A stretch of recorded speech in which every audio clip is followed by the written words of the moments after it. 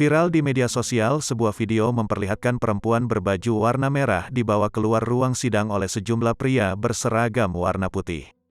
Dalam video rekaman ponsel yang diunggah oleh pemilik akun Twitter @aguskrisyanto7, perempuan tersebut tampak marah-marah sambil menangis.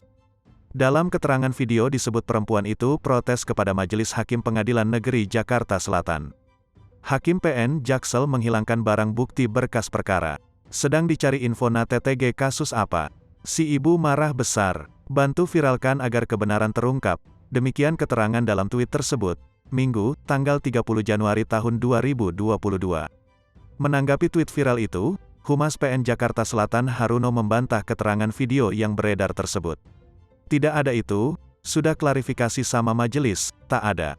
Tidak ada kaitan barang bukti itu, kata Haruno kepada wartawan, Senin, tanggal 31 Januari tahun 2022.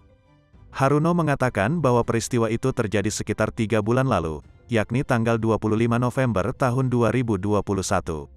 Adapun wanita tersebut merupakan istri dari terdakwa kasus laporan fitnah. Istri saja, istrinya itu, makanya sama majelis sering ditegur keluar, kata Haruno. Haruno mengatakan bahwa perempuan itu kerap melakukan intervensi dalam persidangan yang dijalani suaminya. Setiap sidang selalu intervensi, sementara dia itu bukan saksi, kata Haruno.